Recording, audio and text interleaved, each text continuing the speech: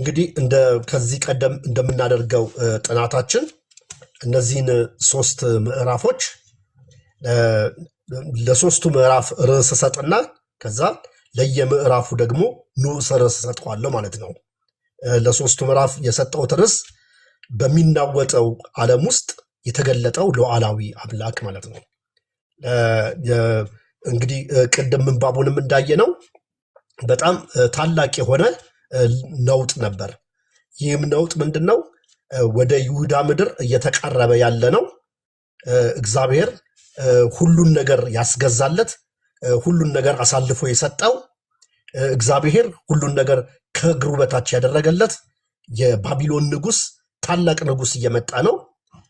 የዚህ ንጉስ አመጣጥ ፍርሃቱ በይሁዳ ላይ አለ። በይሁዳ ላይ ብቻ ሳይሆን ከይሁዳ አስቀድሞ ባለፈው እንዳየ ነው የትንቢተ ኤርምያስንም መግቢያ እንዳየ ነው አስቀድሞ ሰሜኑ ክፍል እስራኤል በሰለሞን ኃጢአት ምክንያት ከሰለሞን በኋላ ለሁለት ተከፍላለች። በኢየሩሳሌም ይሁዳና በእስራኤል ሰማሪያ። 10 ከተሞች ሰሜኑ እስራኤል ሰማሪያ ነው። 2 ከተሞች ደግሞ ኢየሩሳሌምና ይሁዳ ደቡቡ ነው። ይህ ትንቢተ ኤርምያስ ትንቢቱን የሚናገረው ለኢየሩሳሌም ወይም ደግሞ ለይሁዳ ለደቡቡ ነው ማለት ነው።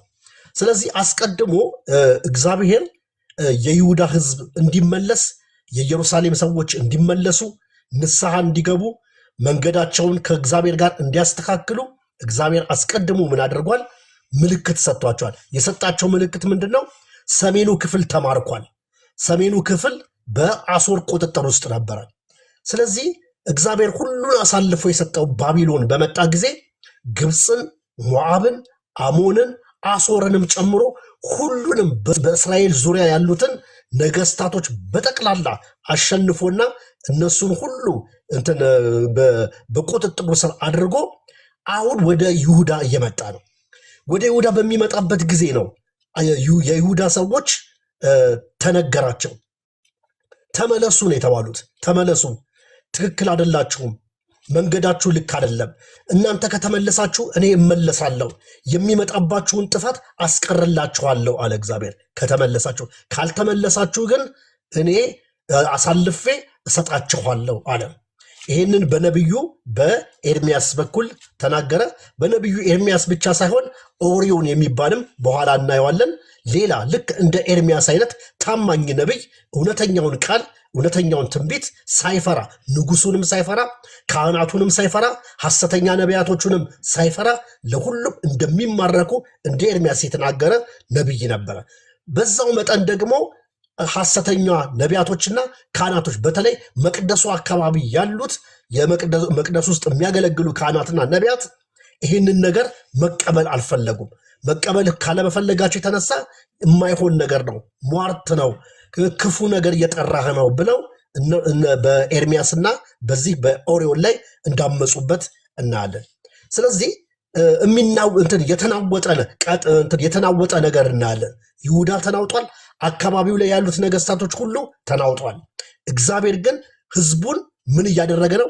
ያለፈውን በደል ያለፈውን ስተት እያሳየ ወደፊት የሚመጣባቸውን የማይቀረውን ፍርድ እያሳየ እንዲመለሱ ወይም ደግሞ መመለስም ካልፈለጉ የሚመጣውን ፍርድ የሚመጣውን ቁጣ እንዲጋፈጡት እግዚአብሔር ምን አይነት ሰራዊት እየመጣ እንዳለ ምን አይነት ትውልድ ወይም ደግሞ እግዚአብሔር አስነሳውት ያለው እግዚአብሔር ሁሉን ነገር እንዲገዛ በቁጥጥሩ ስር እንዲያደርግ አሳልፌ ሰጠውት ያለ ትልቅ መንግስት እንደሚመጣ እግዚአብሔር እያስጠነቀቃቸው ነው ማለት ነው። ስለዚህ ወደፊት የሚመጣ ፍርድ አለ። ወደፊት የሚመጣ ታላቅ መንግስት አለ። ኃይለኛ መንግስት አለ። ጨካኝ መንግስት አለ። የማይራራ መንግስት አለ። እሱ ደግሞ ጨካኝ ሆኖ የማይራራ ሆኖ ሁሉን በዙሪያ ነገስታትን ሁሉ እንዲያጠፋ ሀገራትን ሁሉ በምርኮ ውስጥ እንዲያደርጋቸው እኔን እግዚአብሔር አሳልፌ ሰጥቼዋለሁ ነው የሚለው እግዚአብሔር ማለት ነው። ስለዚህ ይሄንን ተጋፈጡት እያላቸው ነው የይሁዳን ህዝብ። ኤርምያስ ተጋፈጡት፣ እንዲህ አይነት ነገር መጥቷል፣ እንዲህ አይነት ነገር እየመጣ ነው፣ ወደ እናንተ ደርሷል፣ ሌሎቹን እያሸነፈ መጥቷል፣ እግዚአብሔርም ፈቅዶለታል፣ ተጋፈጡት። ከተመለሳችሁ እግዚአብሔር ይሄን ነገር ይከለክልላቸዋል፣ ካልተመለሳችሁ ግን ይሄን ነገር ተጋፈጡት ብሎ ይነግራቸዋል። አለቆች፣ ነቢያት፣ ህዝቡ ተናውጠዋል ማለት ነው። ታዲያ አንድ መጠየቅ ያለብን አንድ ትልቅ ነገር ምንድነው? ይህንን ምዕራፍ በምናይበት ጊዜ እግዚአብሔር ሉዓላዊ አምላክ ነው። እግዚአብሔር የዓለም ፈጣሪ ነው። እግዚአብሔር ፍጥረትን ሁሉ የፈጠረ ነው፣ በኋላም ስለምናየው። ታዲያ እግዚአብሔር የፈጠረውን ፍጥረት በተለይ ደግሞ ህዝቤ ያለውን የኔ ነህ ያለውን አባቶች ያሉትን ኪዳን ያለውን ህዝብ ህጉ የተሰጠውን ህዝብ እግዚአብሔር ምን እያደረገው ነው? እግዚአብሔር ፈጥሮ ትቶታል ወይ? ዓለምን ትቶታል ወይ? ይሄ በዚህም ዘመን አሁን ባለንበትም ሁኔታ ልንጠይቀው የሚገባው ሁኔታ ነው። ዓለም ለምንድን ነው እንደዚህ የሆነችው? ዓለም በነውጥ ውስጥ ወይም በጥቂት ሀያላን ሀገሮችና በጥቂት የግል ፍላጎት ባላቸው ሰዎች ዓለም ስትናጥ ዓለምን ትሳረ በጣም በእብሪት አላስፈላጊ በሆኑ ምክንያቶች ትልልቅ ዓለም አቀፍ የሆኑ ጦርነቶች ሲነሱ፣ ሰዎች ሲቸገሩ፣ በነዳጅ እጥረት፣ በምግብ አቅርቦት፣ በሁሉ ነገር ሰዎች ሲቸገሩ፣ ዓለም እንደዚህ ትርምስምሷ ሲወጣ እግዚአብሔር ትቶታል ወይ? ይሄንን ዓለም እግዚአብሔር ይሄንን ዓለም አሳልፎ ሰጥቶታል ወይ? ለሀያላን መንግስታት ሰጥቷቸዋል ወይ?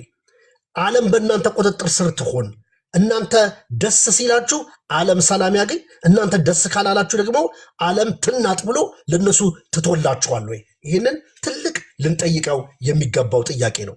እንዲህ አይነቱን ጥያቄ አይሁዳውያን የዛሬ 100 ዓመት አልሞላውም በሁለተኛው የዓለም ጦርነት ጊዜ ጠይቀው ነበረ። ምንድነው የጠየቁት እነዚህ አይሁዳውያን? ሂትለር ወይም ደግሞ በጀርመን ውስጥ በነበረው በሂትለር አገዛዝ አይሁዳውያን አልቀው ነበረ። ብዙ አይሁዳኖች አልቀዋል። እናንተ ታሪኩንም ሁላችንም ስለምናውቀው ማለት ነው። ታዲያ እነዚህ አይሁዳውያን ሲያልቁ፣ እነዚህ አይሁዳውያን ሲሞቱ አይሁዳውያኖቹ የነበራቸው ጥያቄዎች ምንድነው? የታለህ የህዝቤን ጩኸት ሰምቼ አድናችሁ ዘንድ ወረድኩ ያልከው አምላክ የታለ ብለው ጠይቀው ነበረ። ለምን የሁሉ ነገር ደረሰብን? ለምን የሁሉ ነገር ሆነ? ለምንድን ነው ይሄ ሁሉ ነገር የተከሰተው? ዓለምን ከፈጠርክ በኋላ ትተሃታል ወይ? ለሰው ልጆች አስረክበ አንተ ገለልተኛ ሆነ ከዳር ሆነ እያየህ ነው ወይ? የኤርሚያስን ዘመን ስናይ፣ ይሄንን ጊዜ ስናይ ይሄንን አይነት ጥያቄ እንድንጠይቅ ያደርጋል። ነገር ግን ኤርሚያስ በጥሩ ሁኔታ መልሶልናል። እግዚአብሔር ዓለምን ፈጥሮ አልተወም፣ ወይም ደግሞ ገለልተኛ አምላክ አይደለም። አንድ ኃያል ንጉሥ ናቡከደነጾር የተባለ ተነስቶ በዙሪያ ያሉትን ነገስታቶች ሁሉ ሲያጠፋ፣ ይሁዳንም ሲማርክ፣ ሁሉንም ሲማርክ እግዚአብሔር ገለልተኛ አይደለም። እግዚአብሔር ዝም ብሎ አይደለም። እንደውም እግዚአብሔር በእያንዳንዱ ክስተት ጣልቃ የሚገባ አምላክ ነው። በእያንዳንዱ ክስተት እግዚአብሔር ጣልቃ ይገባል። ናቡከደነጾርንም ያስነሳው እሱ ነው። ባቢሎንንም ያስነሳው እሱ ነው። ይሁዳንም ደግሞ ተላልፋ እንድትሰጥ ያደረገው እሱ ነው ብሎ ኤርሚያስ ይህንን ነገር ይነግረናል ማለት ነው። እንግዲህ በሚናወጠው ዓለም ውስጥ የተገለጠው ሉዓላዊ ነው። ለሶስቱ ምዕራፍ የሰጠሁት ሶስቱን ምዕራፎች ደግሞ ከፋፍለን ንዑስ ርዕሶቹን እንመልከት። ለምዕራፍ 25 እግዚአብሔር የታሪክ ባለቤት ነው የሚል ርዕስ ሰጥቼዋለሁ። እግዚአብሔር የታሪክ ባለቤት ነው። ምዕራፍ 26 ደግሞ ከሐሰት ተስፋ ወደ እውነተኛ ንስሐ የሚል ርዕስ ሰጥቼዋለሁ። ምዕራፍ 27 ደግሞ የእግዚአብሔር ሉዓላዊነት በአሕዛብ ነገስታት ላይ የሚል ርዕስ ሰጥቼዋለሁ ማለት ነው። ስለዚህ እነዚህን እንመለከታለን። ምዕራፍ 25 እግዚአብሔር የታሪክ ባለቤት ነው። እንግዲህ እግዚአብሔር የታሪክ ባለቤት ስለሆነ በግብፅ፣ በአሶር፣ በባቢሎን አማካኝነት ዓለም የምትናጥ ይመስላቸው ነበር አይሁዳውያን። ምክንያቱም በግብፅና በአሶር በባቢሎን አማካኝነት ዓለም እንደፈለገች የምትሆን ይመስላቸው ነበር። ነገር ግን እግዚአብሔር የታሪክ ባለቤት ነው። እግዚአብሔር እድል የሚሰጥ አምላክ ነው።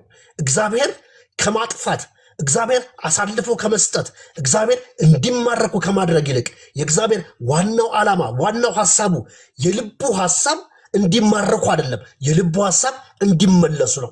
አይደለም የእግዚአብሔር የኤርሚያስ እንኳን ዋናው ሐሳብ እንዲማረኩ መቅደሱ እንዲቃጠል ከተማው እንዲጠፋ እቃው ደግሞ የመቅደሱ እቃ እንዲዘረፍ የቀረውም እንዲዘረፍ አይደለም ዋናው ዓላማ ህዝቡ እንዲመለስ ነው ማለት ነው። ስለዚህ በዚህ ልብ ውስጥ ነው እግዚአብሔርም በዙሪያ ያሉትን ታላላቅ ነገስታትን እያናገረ ያለው ማለት ነው።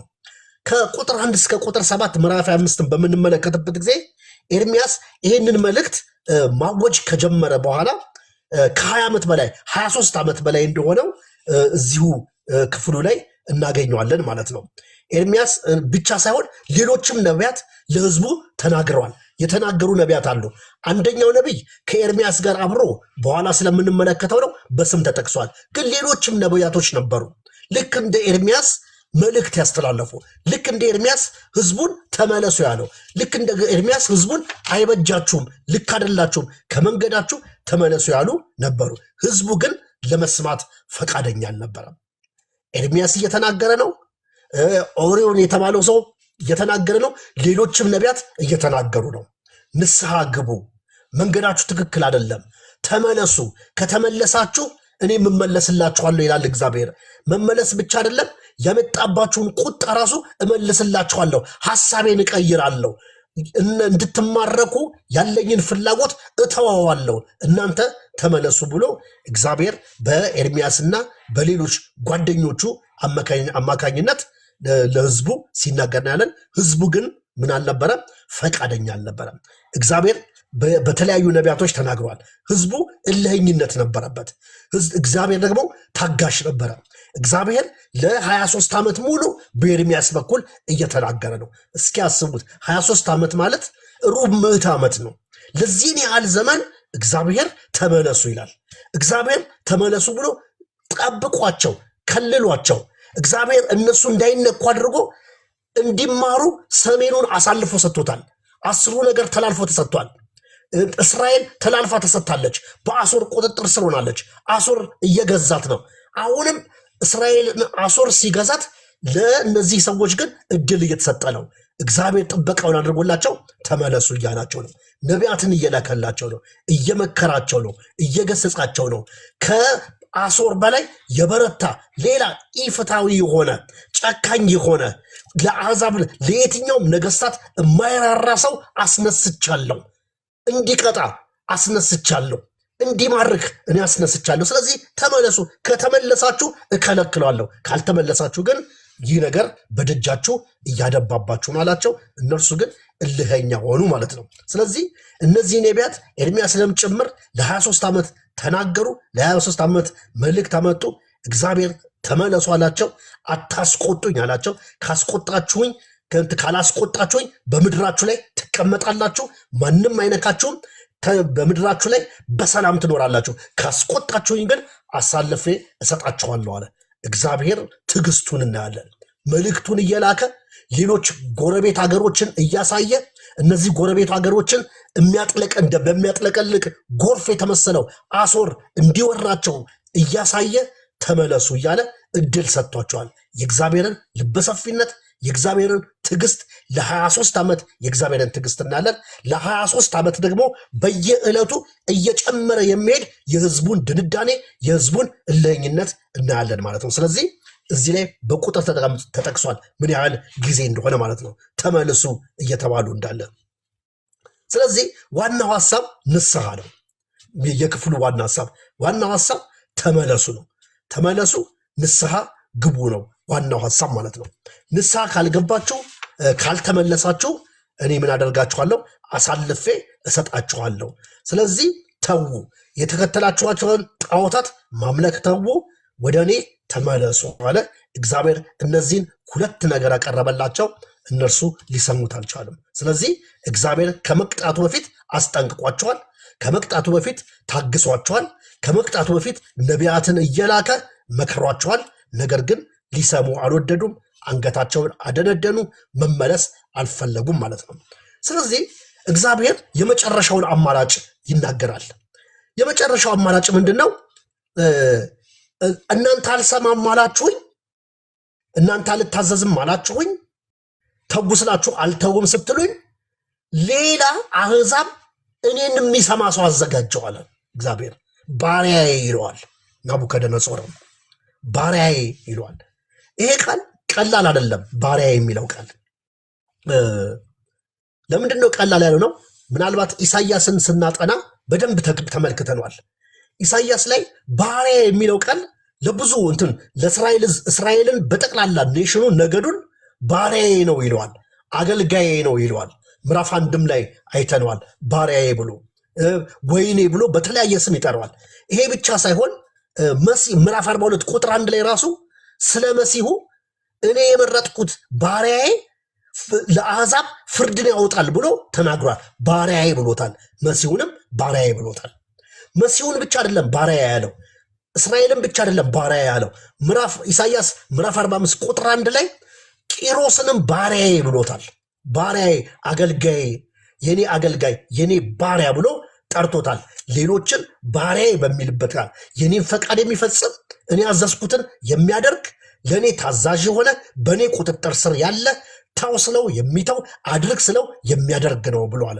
ልክ እነዚህን እንደጠቀሰ የእስራኤልን ሕዝብ ባሪያዬ እንዳለ፣ መሲሁንም ባሪያዬ እንዳለ፣ ቂሮስንም የፋርስን ንጉሥ ቂሮስንም ባሪያዬ እንዳለ ናቡከደነጾርንም ባሪያዬ ይለዋል እግዚአብሔር። ናቡከደነጾርን እሱም ብቻ አይደለም ባሪያዬ የሚለው። የሚገርመው ቃል አስተውላችሁት ከሆነ የሰሜን ወገኖች ይላል። የሰሜን ወገኖች ይላል።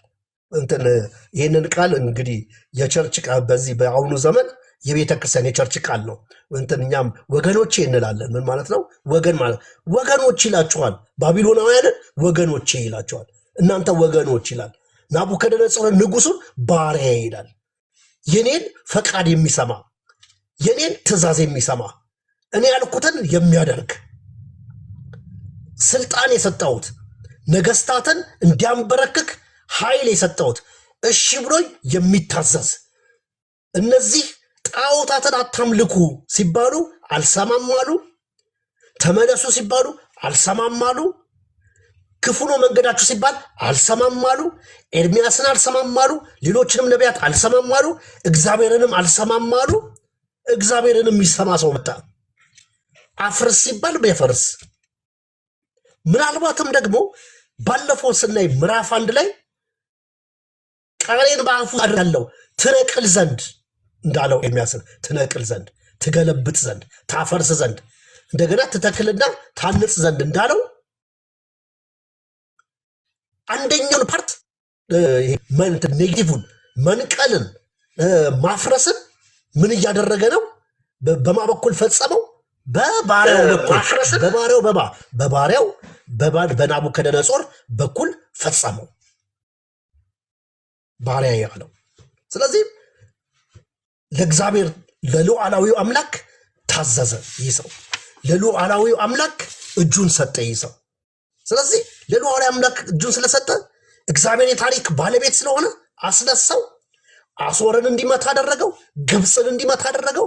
ሞዓብን እንዲመታ አደረገው። ተጠቅሷል። አገራቶቹ በሙሉ እጅግ ለቁጥር ሚታ ፍልስጤምን እንዲመታ አደረገው። ከዛ ደግሞ ሲዶና ይላል። እነዚህን ሁሉ በይሁዳ ዙሪያ ያሉትን ሀገሮች፣ በርቀት ያሉትን ታላላቅ ሀገሮች ሁሉ እግዚአብሔር አሳልፎ ሰጠው። ለማ ለባሪያው ባሪያዬ ናቡከደነጾር። ሌላው ኤርሚያስም ጸሐፊው ማነጻጸር የፈለገው ነገር አለ። ከማን ጋር አነጻጽሮታል? ከእስራኤል ነገስታትም ጋር አነጻጽሮታል። ማንን? ናቡከደነጾርን። ናቡከደነጾር ከእስራኤል ነገስታት ጋር ሲነጻጸር እንደነ ኢዮአቄም ያሉትን እንደነ ሰዴቅያስ ያሉትን በእግዚአብሔር ላይ የሚያምፁ ነቢያትን የማይወዱ ሰዴቅያስ አንዱን ነቢይ ኦሪዮ የተባለው ነቢይ እንደ ኤርሚያስ እንደሚታሰሩ እንደሚማረኩ እንደሚፈልሱ እግዚአብሔር ከተማዋን እንደሚያቃጥላት እግዚአብሔር መቅደሱን እንደሚያፈርስ ሲናገር ሊገለው ሲል ግብፅ ሸሸ። ግብፅ ድረስ ተከትሎ እንግዲህ በጊዜው በዛም ዘመን የምርኮኛ ልውውጥ ይኖር በአናቅም አገልጋዩን ልኮ ከግብፅ አስመጥቶ አስገደለው። ሰዴቅያስ ኢዮአቄም እጅግ እግዚአብሔርን የሚተላለፉ እጅግ አንገተ ደንዳኖች በይሁዳ ሕዝብ ውስጥ መካከል ያሉ እግዚአብሔርን የማይሰሙ ጉልበታቸው ልባቸው ለእግዚአብሔር ሳይሆን ለጣዖት የተንበረከከ ነው። ይሄ ሰው ግን እግዚአብሔርን የሚሰማ ሰው ነው። ናቡከደነጾር ቀላል ሰው አይደለም። ወደ ዳንኤል መጽሐፍ ሄደን ስለምናጠናው ነው። ናቡከደነጾር እግዚአብሔር የሰጠውን መንግስት እግዚአብሔር ነው መንግስቱን የሰጠው እግዚአብሔር ያስነሳው ሰው ነው። አሦርን ለመቅጣት ናቡከደነጾርን ያስነሳው እግዚአብሔር ነው። ዕንባቆም ላይም እንዲሁ ስለተጠቀሰ ማለት ነው። ናቡከደነጾር ዩኒቨርሲቲ ነበረው። ራሱ ስፖንሰር እያደረገ ከይሁዳ እንኳን የማረካቸውን ሰዎች ሜዳ ላይ አይደለም የጣላቸው። ምርጦቹን መንግስቱ በጽናት እንዲቀጥልለት፣ መንግስቱ ጠንካራ እንዲሆንለት፣ መንግስቱ በዓለም ዙሪያ ተፈሪ እንዲሆንለት ምን አደረገ? በራሱ በጀት በጅቶ ከንጉሱ ማዕድ ነበር የሚመገቡት። ምን ማለት ነው? ለንጉሱ ምሳ የሚበላው ለንጉሱ ምሳ የሚመጣለት ለንጉሱ ብቻ ሳይሆን ለንጉሱ ባለሟሎችና ንጉሱ ለሚያስተምራቸው ተማሪዎች አንድ አይነት ምግብ ነው። ከንጉሱ ማዕድ ነው የሚመገቡት። ዳንኤል የተጸየፈው ማለት ነው። በልቡ እንዳይረከስ አሰበ የሚለው ዩኒቨርሲቲ ያቋቋመ ሰው ነው። በትምህርት የሚያምን ሰው ነው። በአማካሪዎች የሚያምን ሰው ነው። ማሰልጠን፣ ማስታጠቅ፣ ተተኪ ማፍራት የሚወድ ሰው ነው። በመንግስት ውስጥ በጣም ሴረኛና ወይም ደግሞ ሸረኛ ከሆኑ ሰዎች ይልቅ ቅንና ታማኝ ሰዎችን የሚፈልግ ሰው ነው። ቅንና ታማኝ ሰዎችን እየፈለገ በመንግስቱ ላይ ባለው ስልጣን ላይ ሁሉ የሚሾም ሰው ነው። ይሄ ብቻ አይደለም ኳሊቲው፣ የናቡከደነጾር ኳሊቲ የዳንኤልን መጽሐፍ ስናነብ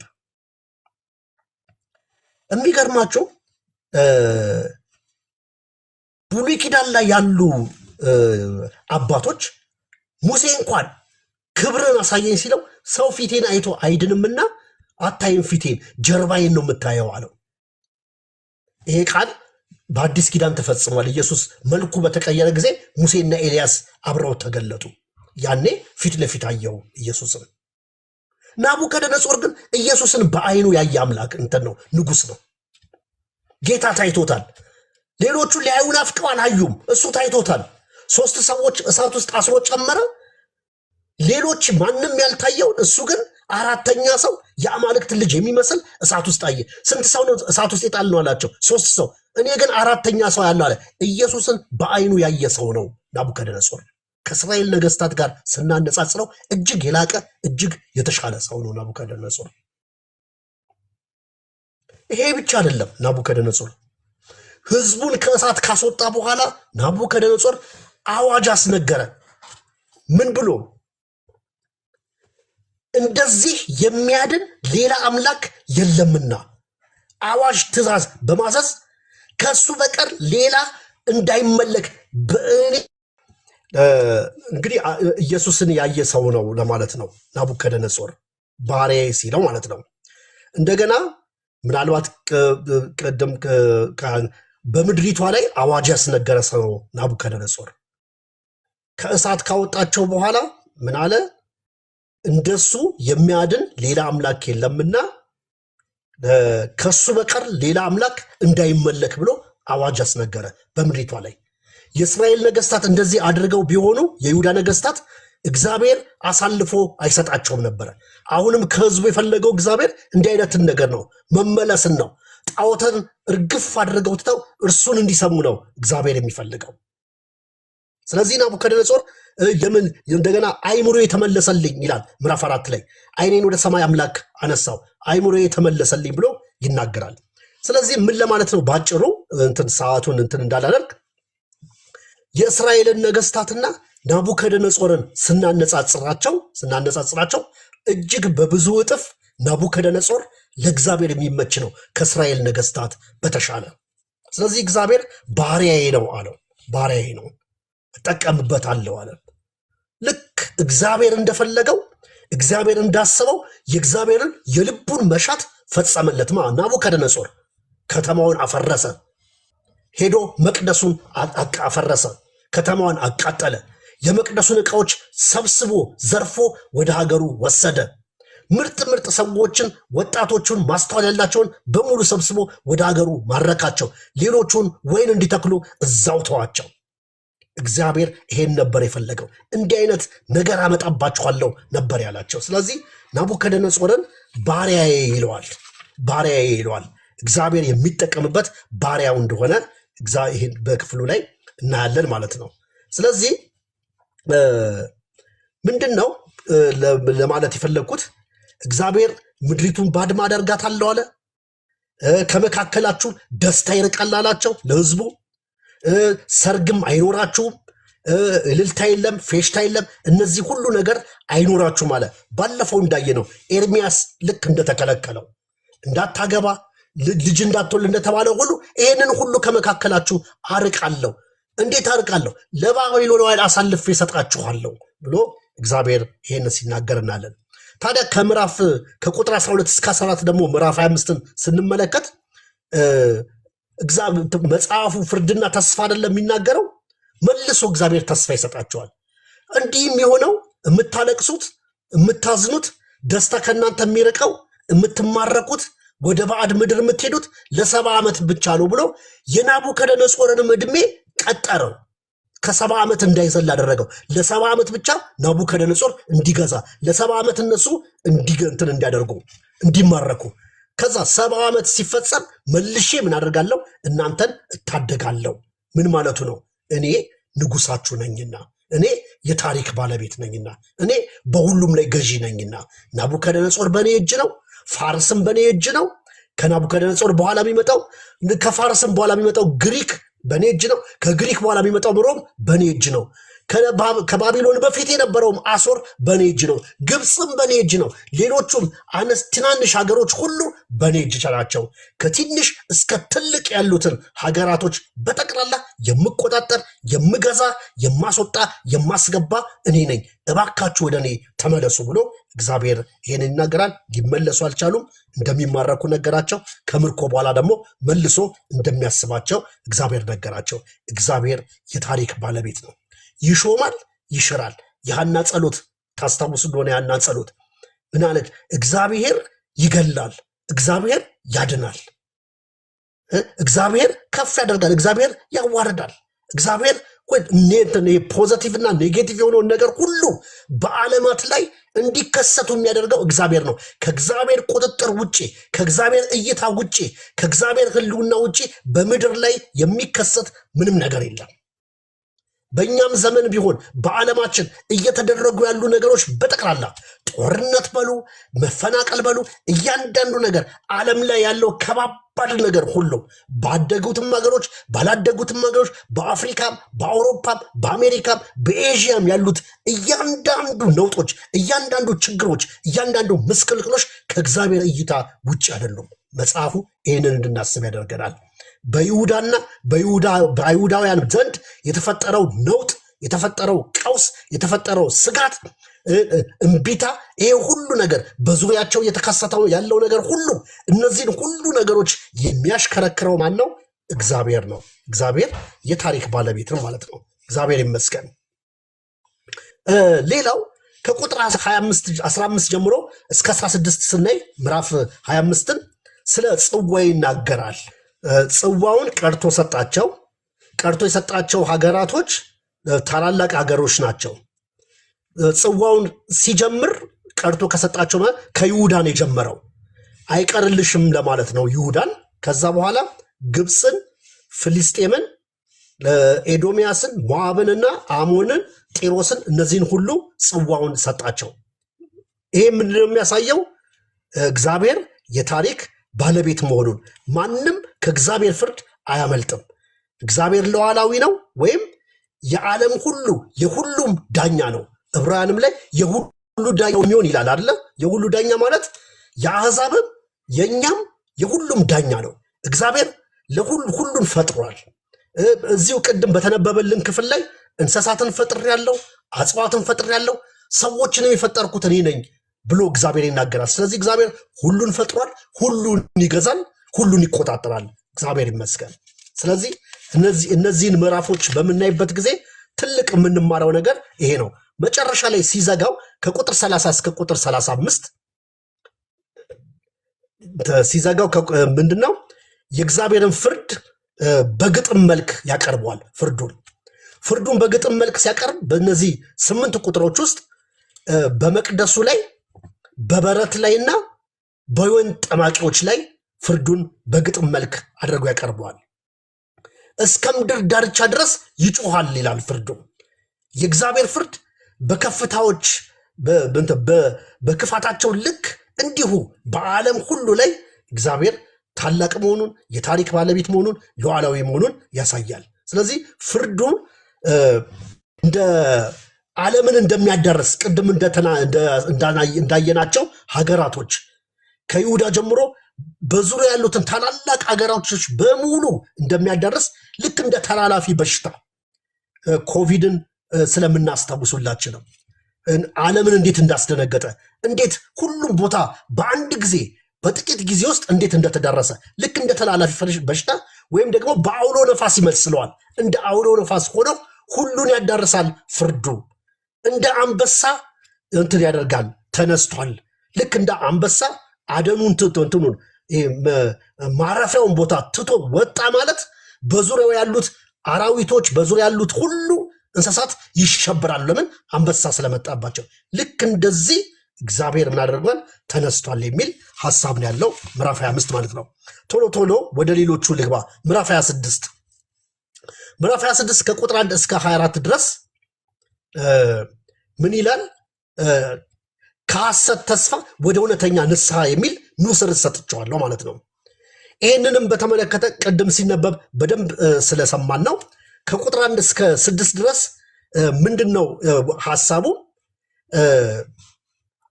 ኤርሚያስን አሁን የምትነግራቸውን መልእክት ይለዋል። አሁን የምትነግራቸውን መልእክት አንዲት ቃል እንኳን እንዳታስቀር ይለዋል እግዚአብሔር።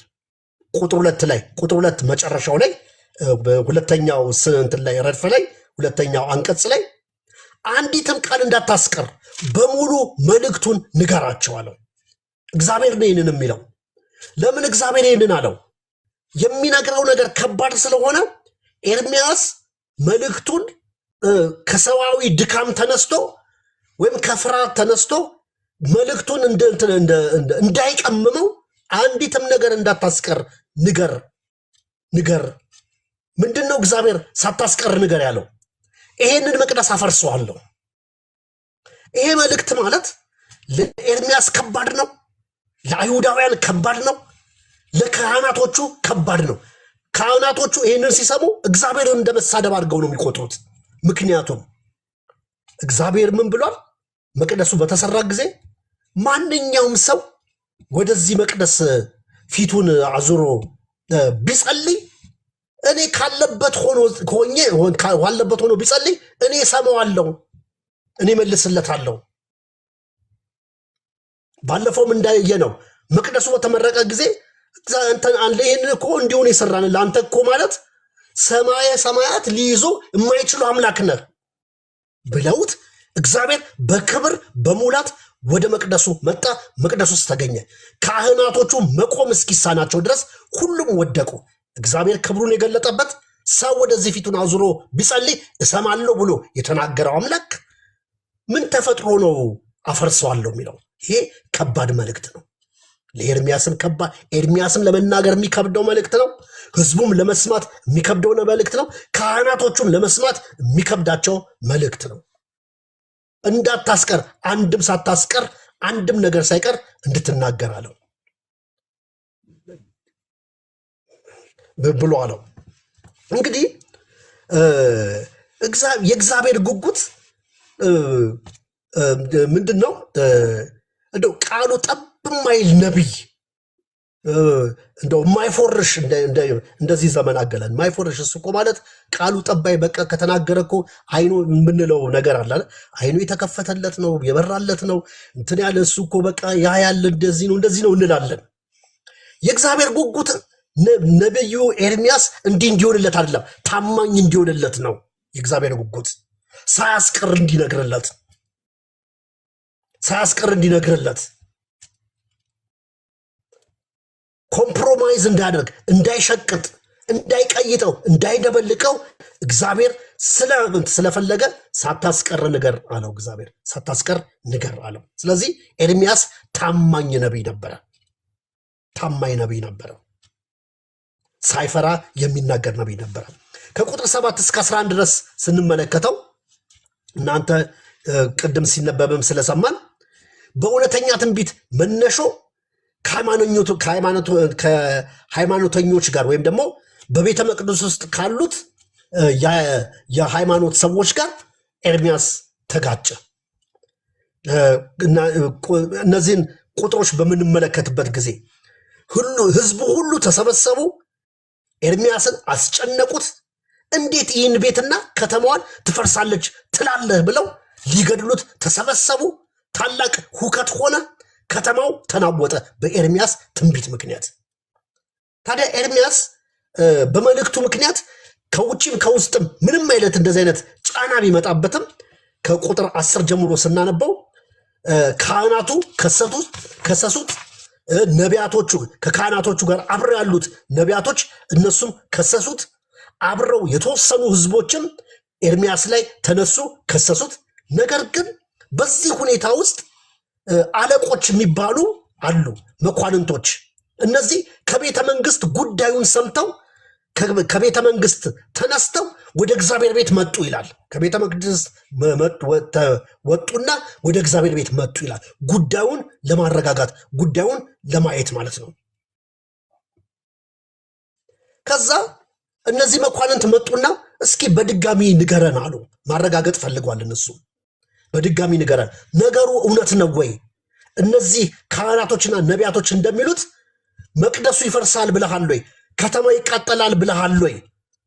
እግዚአብሔር ህዝቡን አሳልፎ ይሰጣል ብለሃል ወይ? እስኪ ድጋሚ ንገረን ሲል አሁንም አንድም ሳያስቀር ኤርሚያስ በድጋሚ በአለቆችና በካህናት በነቢያት ፊት ነገሩን ተናገረ። ሁሉም ተነሱ። ሶስት አይነት ማህበር ነው የተሰበሰበው ኤርሚያስ ላይ። አንደኛ አለቆች የሚባሉ ናቸው። ጥሩ እንትኖች ናቸው፣ የንጉሱ አማካሪዎች ናቸው። የህግን አሰራር የሚከተሉ ዲሞክራሲያዊ ይመስላሉ። በፓርላማ የሚያምኑ በሀሳብ ነጻነት የሚያምኑ ይመስላሉ። በኋላ እናያቸዋለን። ሁለተኞቹ ካህናትና ነቢያት ናቸው። እነዚህ ደግሞ በጣም ጭፍን ጥላቻ ያላቸው፣ እንዴት እንዲህ አይነት መልእክት ይናገራል ብለው እግዚአብሔርን እንዳሳዘነ እግዚአብሔርን እንደበደለ ወይም ደግሞ የእግዚአብሔርን መቅደስና ኢየሩሳሌምን እንዳረከሰ ቆጥረው ሊገሉት ፈልገዋል። ከዛ እንደገና ሶስተኛ ህዝብ ነበረ፣ የተወሰነ ህዝብ ነበረ። ህዝቡ ከኤርሚያስ ጎን ነበር ይላል። እውነትም የእግዚአብሔር ነቢይ እንደሆነ አምነው ይህ የእግዚአብሔር ነቢይ ነው የተናገረውም እውነት ነውና ስለዚህ እንተወው ብለው ተናገሩ። በኋላ ከቁጥር 17 እስከ 19 በምናይበት ጊዜ ታሪኩን በምናይበት ጊዜ በማስተዋል ምኑ ከህዝቡ መካከል ካሉት ምን አሉ? ወደኋላ 100 ዓመት ወደኋላ ሄደው ታሪክ ጠቀሱ። ምንድነው የኋላ ታሪክ በመጥቀስ ነው? በሕዝቅያስ ዘመን እኮ አሉ፣ በሕዝቅያስ ዘመን አንድ ነቢይ ተልኮ ነበረ። ይህም ነቢይ ልክ እንደዚሁ ተናገረ። ምን ብሎ ተናገረ ብሎ ከምን ላይ ጠቀሱ? ከሚክያስ 3:12 ላይ። ይሄን ቃል ማንበብ ስላለብኝ ነው እናንተ እንትን እንድትሉ። ሚልኪያስ ሳይሆን ሚክያስ 3:12 ላይ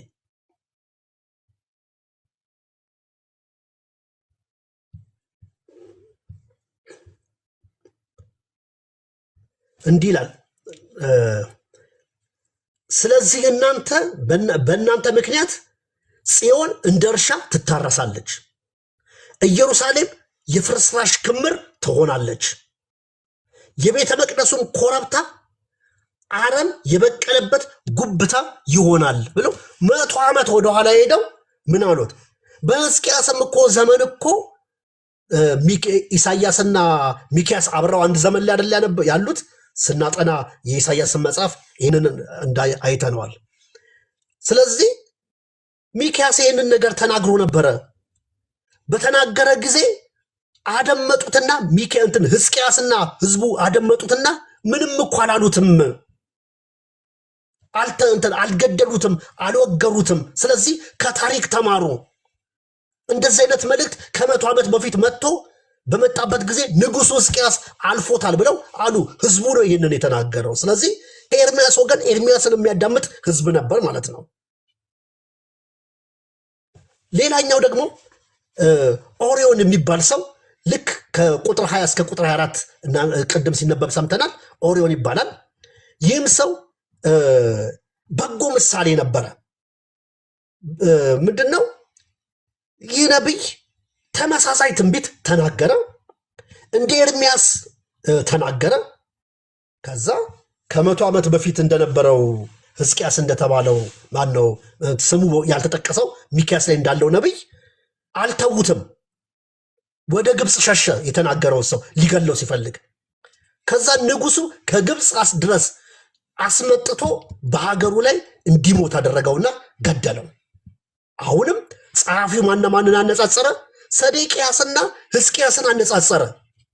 ሕዝቅያስ በተመሳሳይ ኢየሩሳሌም ትፈርሳለች፣ ከተማዋ ትፈርሳለች፣ የፍርስራሽ ክምር ትሆናለች፣ እርሻው ሁሉ እንትን ይሆናል፣ ምድሪቷ ባድማ ትሆናለች ብሎ ነግሮ ምንም አላሉትም። ሕዝቅያስም ምንም አላለውም። ይህንን ሰው ደግሞ ልክ ተመሳሳይ ትንቢት ኤርሚያስ እንደተናገረው ሲናገር ይህንን ሰው ገደሉት። እዚሁ ታሪኩ ስላለ ማለት ነው። እዚሁ ላይ ኤርሚያስ ለምን ተረፈ ታዲያ? ሁለቱም አንዴ ኦሪዮንም አንዴ ትንቢት ተናግሯል፣ ኤርሚያስም ተናግሯል። ኤርሚያስ ሳይሞት ኦሪዮን ለምን ሞተ?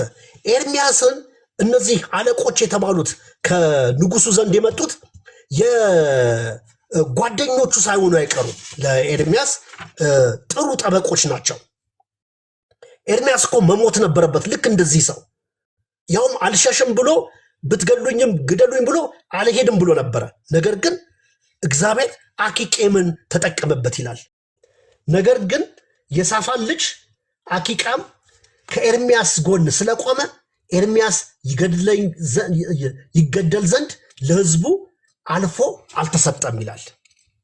አገኘሁት። እሺ የባከነ ሰዓት እያዝልኝ እና ይሄ ሰው ተነሳለት፣ ለኤርሚያስ ተነሳለት። ከቤተ መንግስት ወደ ቤተ መቅደስ ከመጡት መካከል ያለ የንጉሱ አማካሪ ነው። ተሰሚነት ያለው ሰው ነው። ተጽዕኖ ያለው ሰው ነው። ስለዚህ እሱ ከጎኑ ስለቆመ የፖለቲካው ሰው ከጎኑ ስለቆመ የፖለቲካ ሽፋን ወይም ደግሞ የፖለቲካ ከለላ አገኘ ኤርሚያስ። ኦሪዮን ግን እንደ ኤርሚያስ የሚያውቀው ሰው ስለሌለ የፖለቲካ ሽፋን አላገኘም። የፖለቲካ ከለላ ስላላገኘ ግብፅ ሀገርን ቤት ከግብፅ ድረስ አስመጥተው ገደሉት። ኤርሚያስ ተረፈ፣ ይሄ ሰው ሞተ። ሁለቱም እውነት አላቸው። ታዲያ እዚህ ውስጥ ምን እንማራለን? አንድም ሳታስቀር ተናገር የተባለው እውነትን በመናገር በህይወት የሚኖር አለ፣ እውነትን በመናገር የሚሞት አለ። ሁለቱም ዋጋው በእግዚአብሔር ዘንድ እኩል ነው። አንዱ ሞተ እውነትን ተናግሮ፣ አንዱ በህይወት ኖረ ማለት ነው። ምዕራፍ 27 ከ1 እስከ 22 ቁጥሮች አሉት። ይህንን ቶሎ እንትን ላድርግ።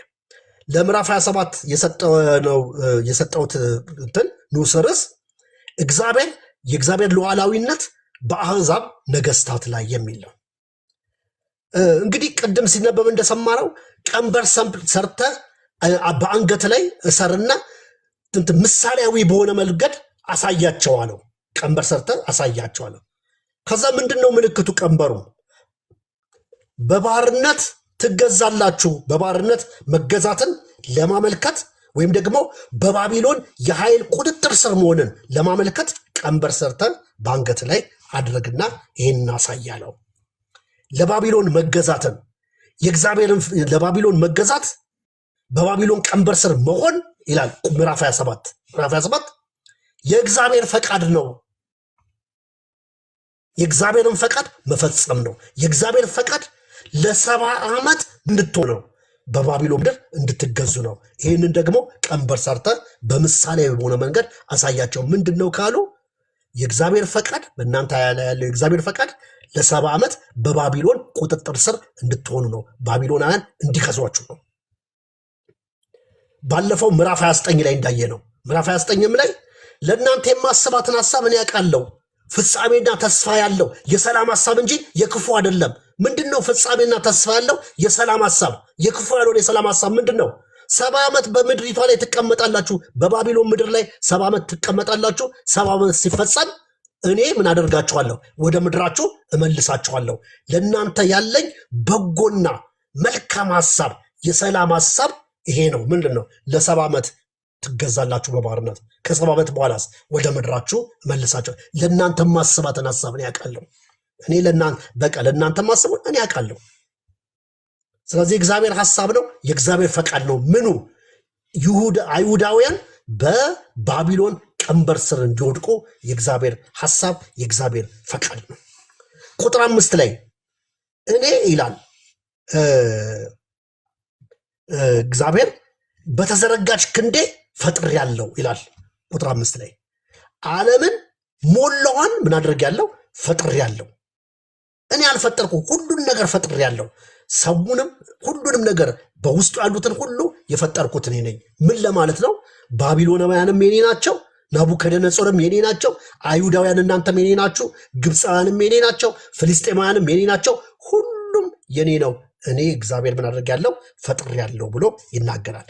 ከዛ ቁጥር 6 ላይ መልሶ ለባሪያዬ ለናቡከደነጾር ብሎ ይደግመዋል። ባሪያ የሚለውን ቃል እንደገና ይደግመዋል። ለባሪያዬ ለናቡከደነጾር እሰጣለሁ። ናቡከደነጾር እንትን ሰጠውና ለ70 ዓመት ይገዛቸዋል። የስልጣን ዘመኑ ራሱ 70 ዓመት ነው። ናቡከደነጾር ለ70 ዓመት ይገዛል። ለ70 ዓመት ባቢሎንን ያስተዳድራል። 70 ዓመት ሲፈጸም ደግሞ በሌላ መንግስት ይተካል። ከቁጥር 12 እስከ 15 ኤርሚያስ ለአሕዛብ የሰጠውን ማስጠንቀቂያ ነው የሚያሳየው። ለአይሁድም ንጉስ ለሰዴቅያስ ይሰጣል ይሄንኑ ማስጠንቀቂያ። እንደገና ደግሞ ለሌሎቹም ለአሕዛብ ማስጠንቀቂያውን ይሰጣል። ምንድን ነው? እናንተ አይሁዳውያን ይላል። ቅድም እንዳነበብ ነው ምዕራፍ 25 ላይ ተነዋል። እናንተ አይሁዳውያን በዙሪያ ያላችሁትም ደግሞ ሌሎች ነገስታት ሰዴቅያስን የእስራኤል ንጉሥ ሰዴቅያስንም ጨምሮ አንገታችሁን በባቢሎን ቀንበር ስር አስገቡ ብሎ ይነግራቸዋል። አንገታችሁን በባቢሎን ቀንበር ስር አስገቡ፣ ለህዝቡ ተገዙ። ለምን ይላቸዋል? ሲመክር ምክር ሁሉ ይሰጣቸዋል፣ አድቫይስ ያደርጋቸዋል። ለምን በረሃብ በቸነፈር ለምን ትሞታላችሁ? ለምን በጦርነት ታልቃላችሁ? ለምን በበሽታ ለምን ትመታላችሁ? ስለዚህ እንዳትታመሙ፣ በረሃብ ምክንያት እንዳትጎዱ፣ በሰይፍ እንዳትጠፉ፣ እንዳትሞቱ፣ እንዳትታመሙ፣ እንደገና እንዳትራቡ፣ እንደገና እንዳትሞቱ። እነዚህ ሶስቱ ናቸው። ሰይፍ፣ ረሃብና ቸነፈር የሚባለው ምንድን ነው? እንትን በሽታን አብሮ የያዘ እንደ ኮሌራ እንደሚባሉት አይነት እንደዛ በሽታን አብሮ የያዘ ከምግብ እጥረት የተነሳ የሚመጣ ወረርሽኝ ማለት ነው ቸነፈር። ለምን በእነዚህ ነገሮች ውስጥ ትሆናላችሁ? ለምን ቸነፈር ይገጥማችኋል? ለምን ትራባላችሁ? ለምን በሰይፍ ትሞታላችሁ? ስለዚህ እንዳትሞቱ እግዚአብሔር ከለላ አዘጋጅቶላችኋል። እግዚአብሔር መጠበቅ ያዘጋጅቶላቸው። ስለዚህ ምን አድርጉ? ባቢሎን ውስጥ ግቡና ተገዙ። አይሁዳውያንንም በዙሪያ ያሉትንም ነገስታት ይሄንን ይናገራል። ስለዚህ በቀንበር ስር መገዛት እንዳለባቸው ይናገራል። ታዲያ በቀንበር ስር ተገዙ ሲላቸው ፈሪነትን ሳይሆን የሚነግራቸው ለእግዚአብሔር ፍርድ ራሳቸውን መስጠት እንዳለባቸው ይነግራቸዋል ማለት ነው። ስለዚህ ለእግዚአብሔር ፍርድ፣ ለእግዚአብሔር ፈቃድ፣ እግዚአብሔር ላስነሳው ባሪያው ራሳችሁን ስጡ ይላቸዋል። ተገዙ ብሎ ይነግራቸዋል ማለት ነው። ከዛ ኤርሚያስ ቀንበር ስራ ተብሎ ይህንን ተናገር አለ ለይሁዳና ለአሕዛብ። ሐሰተኞቹ ነቢያት ደግሞ መጡ። አትስሙት አሏቸው። ባቢሎን አይገዛችሁም አሉ እነሱ። እግዚአብሔር መቅደሱንና ከተማዋን ይጠብቃል የሚል የትንቢት ድምፀት ያለው መልእክት እንትን አደረጉ። መልእክቱን በሌላ መልእክት ተኩት። ኤርሚያስ ምን ነበረ መልእክቱ? የእግዚአብሔር እጅ መታለች፣ መቅደሱ ይፈርሳል፣ ከተማው ይቃጠላል፣ ህዝቡ ይፈልሳል።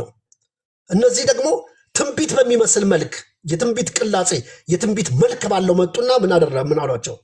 እግዚአብሔር መቅደሱንና ከተማዋን ይጠብቃል፣ ሐሰተኞችን እንዳትሰሙ፣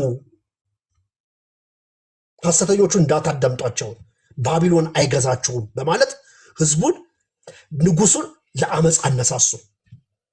የሚገርማችሁ ሰዴቅያስ ኤርሚያስን ከመስማት ይልቅ ማንን ነው የሰማው? እነዚህን ሰዎች ነው የሰማው። ባቢሎን በጸባይ ጀመረና በኃይል መጣ። በግድ መጣ። ንጉሥ ጠባቂውን ናቡዘረዳንን ላከው። በኃይል መጣ፣ በጉልበት መጣ። ክንዱን አሳያቸው፣ ክርኑን አሳያቸው። ባቢሎን ሰቆቃው ኤርምያስ ላይ ሄደን እናገኘዋለን ምን እንደሆኑ። ስለ ከተማ፣ ስለ ወንዶችና ስለ ሴቶች ልጆቼ ቅጥቃጤ ይላል። እንዴት እንደተጎሳቆሉ፣ እንዴት በቸነፈር በረሃብ እንዴት እንደተጎሳቆሉ፣ እንዴት በገንዘባቸው ገንዘብ የራሳቸውን የገዛ ውሃችንን በገንዘባችን ጠጣን አለው። ይሄ ሁሉ እንዳይሆን ነበረ እግዚአብሔር በነቢዩ በኩል የተናገረው። በቃ ራሳችሁን በፈቃዳችሁ ስጡ፣ እግዚአብሔር አስነስቶታል አላቸው። ወይ ተመለሱ፣ እንዳስቀርላችሁ ተመለሱ፣ ካልተመለሳችሁስ በሰላም ራሳችሁን ለባቢሎን ስጡ አይ አሉ። በአጭሩ ስናጠቃልለው ምንድን ነው ምዕራፍ 27ንም እነዚህ ነቢያቶች መጥተው መቅደሱም አይቃጠልም፣ የሰማችሁኝ ነው አይደለም? መቅደሱም አይቃጠልም፣ ከተማው እንትን አይጠፋም ብለው ተናገሩ። ትንቢት በሚመልስ መልክ ደግሞ ምን አደረጉ? እግዚአብሔር ከተማዋን ይጠብቃል አሉት። እንግዲህ እግዚአብሔር ከተማውን የሚጠብቅ ከሆነ አላቸው ኤርምያስ፣ የተወሰደውን ዕቃ እሱን ተዉትና የቀረው ዕቃ በመቅደስ ውስጥ የቀረው ዕቃ ወይም ደግሞ የቀረው ንብረት እንዳይወሰድ እሱን አድርጉ አላቸው። እውነት እግዚአብሔር ልኳችሁ ከሆነ ያንን ተዉት አለ። ይሄ እንዳይወሰድ አድርጉ አለ። ነገር ግን በሶስት ጊዜ ዙር ባቢሎናውያን ይሁዳን እንደወረሩና ከተማውን፣ መቅደሱን፣ የመቅደሱን ዕቃዎች እንደወሰዱ እናያለን ማለት ነው። ስለዚህ ኤርምያስ ይሄን ይመስላል። ትንቢተ ኤርምያስ 3ቱ ምዕራፎች ይህንን ይመስላሉ።